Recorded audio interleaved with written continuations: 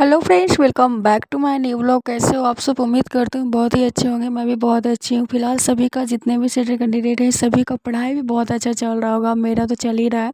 सो मैं 2 दिन के बाद अपना ब्लॉग को शूट कर रही हूँ। सो सभी के मन में एक ही सवाल होगा, जितने भी सीटेड कैंडिडेट हैं पेपर 1 या पेपर 2 का।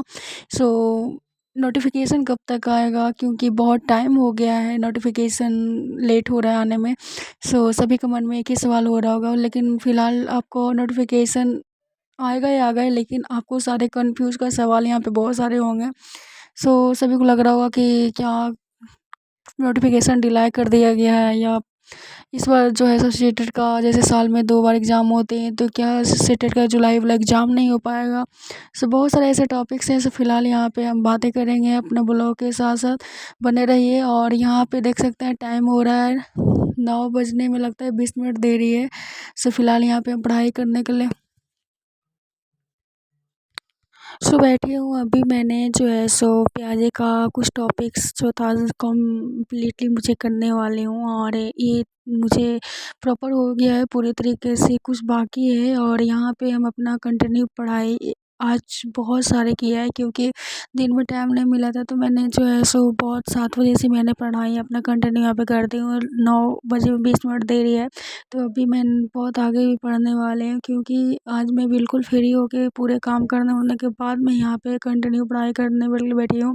बीच बीच में मुझे जाना बेटर नहीं लगता, क्योंकि पढ़ाई पे से डिस्टर्ब होते हैं। मुझे अकेले ही रहकर पढ़ाई करने में अच्छा लगता है। होता है ना, साथ में 4 लोगों के साथ बैठना, ये मुझे अच्छा नहीं लगता है। सुनने में आ रहा है पार्ट 3 भी आपका सीटेट जो है निकलने वाला है। जैसे 1 to 5, 6 to 8 और 9 to 10 का जो है सुनने में आ रहा है कि निकलेगा। तो उसी की वजह से तो ऐसा नहीं है, तो ऐसा कुछ भी नहीं है। या हो सके, बहुत सारे ऐसे कमेंट भी आ रहे थे कि सिलेबस चेंज है, पैटर्न चेंज है, उसकी वजह से इस बार नोटिफिकेशन लेट आ रहा है। तो ऐसा कुछ नहीं है, क्योंकि पिछला जो जैसे पेपर 2 बार होते हैं ना, तो दिसंबर और जुलाई 2 ही महीने में आपका पेपर होता है। तो जो दिसंबर में पेपर पड़ा था, उसका नोटिफिकेशन 8 मार्च को आ गया था। सेम टाइम पे एकदम जल्दबाजी आ गया था। तो इस बार भी वही था कि फर्स्ट वीक में ही आने वाला था मार्च में, लेकिन अभी तक नहीं आया है। आज हो गया 22 मार्च। सैटरडे का दिन है। लेकिन जब दिसंबर के पहले वाला अगर सीटेट देखोगे ना, तो इसी तरीके से आपका नोटिफिकेशन लेट आया था। तो हो सके कि इस बार जो है अप्रैल फर्स्ट वीक में आपका नोटिफिकेशन जो है आ जाएगा। कहाँ लास्ट ये आपका टाइमिंग रहेगा, क्योंकि इससे बेटर नहीं टाइम, इससे ज़्यादा टाइम नहीं ले पाएगा, क्योंकि एग्ज़ाम फॉर्म फिल करने का भी आपका 1 महीने टाइम लेते हैं। तो एग्ज़ाम का प्रिपरेशन बहुत कम टाइम बचेगा, तो हर चीज़ सोच के आपका जो है चलेगा। तो टेंशन नहीं लीजिए, आप अपना पढ़ाई कंटिन्यू रखिए। कुछ लोग होता है ना कि फॉर्म फिल करने के बाद अपना कंटिन्यू पढ़ाई करते हैं, तो ऐसा कुछ नहीं है।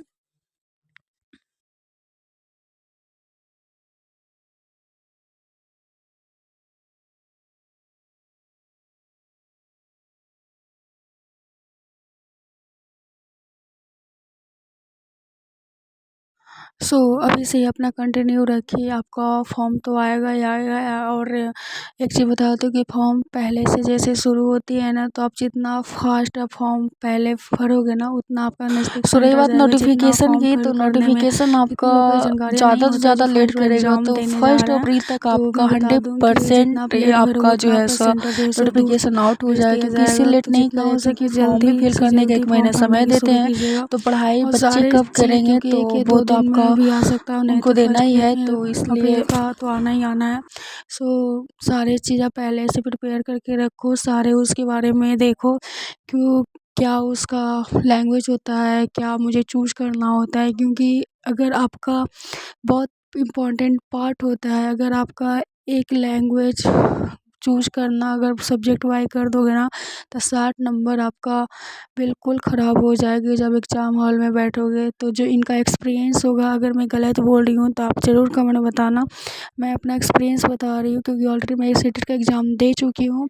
अब भी मैं सीटेट का कैंडिडेट हूँ। डीएलएड मैंने कुछ लोगों को क्वेश्चन तक दिया, आपका डीएलएड कंप्लीट हो गया? या मेरा कंप्लीट 2 साल का मेरा कोर्स कंप्लीट हो गया है। मैं एनआईओएस डीएलएड कैंडिडेट हूँ।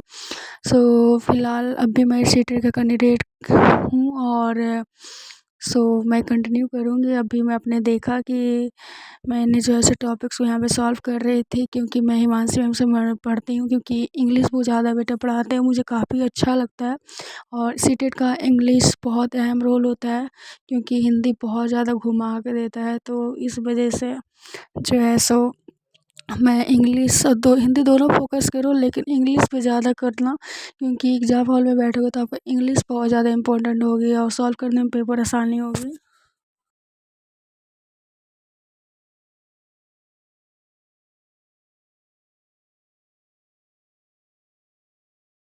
सो सैटरडे का दिन मेरा था मीटिंग। सो आपने देखा कि मैं बाइक पे जा रही थी, क्योंकि मेरा मेन ब्रांच हुलासगंज है जहानाबाद डिस्ट्रिक्ट में।